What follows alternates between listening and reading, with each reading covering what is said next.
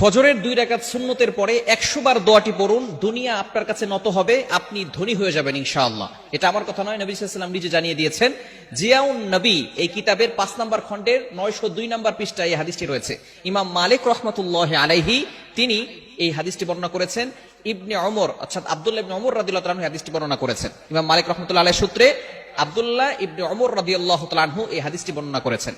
আব্দুল্লাহ ইবনে ওমর রাদিয়াল্লাহু তাআলা তিনি বলেন, একবার নবীজি সাল্লাল্লাহু আলাইহি ওয়াসাল্লামের কাছে এক ব্যক্তি আসলেন।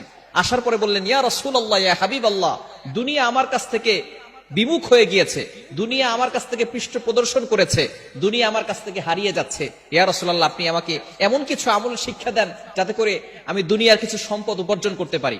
নবীজি সাল্লাল্লাহু আলাইহি সাল্লাম সেই সাহাবীকে বললেন, তুমি কি ফেরেশতাদের দোয়া ও আল্লাহ তাআলার সৃষ্টিজীবের সকল সৃষ্টিজীবের তাসবিহ তুমি পড়ো না? যেই তাসবিহের কারণে সকল সৃষ্টিজীবকে আল্লাহ পাক রব্বুল আলামিন রিজিকের ব্যবস্থা করেন, এই দোয়াটা কি তুমি পড়ো না? তখন নবীজি সাল্লাল্লাহু আলাইহি সাল্লাম এই দোয়াটা সেই সাহাবীকে শিক্ষা দিলেন। এই সাহাবী সেখান থেকে চলে গেলেন। চলে যাওয়ার পরে কিছুদিন তিনি আসলেন। আসার পরে বললেন, ইয়া রাসূলুল্লাহ, ইয়া হাবিবাল্লাহ, আপনি আমাকে যে দোয়াটা শিক্ষা দিয়েছিলেন এই দোয়াটার আমল আমি করেছি। এই আমল করার ফলে আল্লাহ পাক রব্বুল আলামিন আমাকে এত পরিমাণ সম্পদ দিয়েছেন, এই সম্পদ রাখার জায়গা এখন আর আমার কাছে নাই। সুবহানাল্লাহ বিহামদি।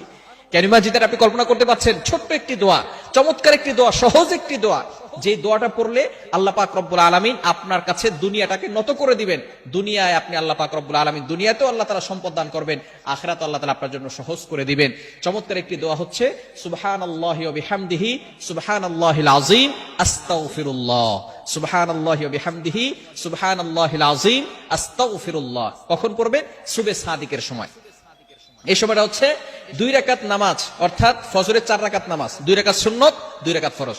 2 রাকাত সুন্নতের পরে এবং ফরজের আগে এই সময়টা পড়লে বেশি গ্রহণযোগ্য হবে।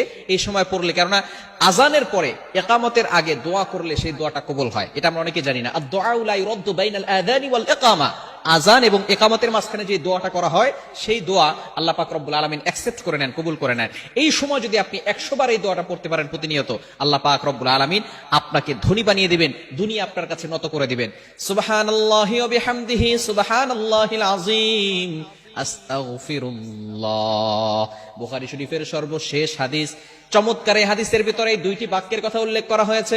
নবীজি সাল্লাল্লাহু আলাইহি সাল্লাম জানিয়ে দিয়েছেন, সাহাবায়ে কেরামদেরকে একবার সামনে নিয়ে বসলেন, বললেন, ও আমার সাহাবীরা, তোমরা কি জানো কালিমাতান, এমন 2টি কালিমা আছে, হাবিবাতান ইলার রহমান, আল্লাহ পাক রব্বুল আলামিনের কাছে, রহমানের কাছে এই বাক্য দুটি খুবই প্রিয়।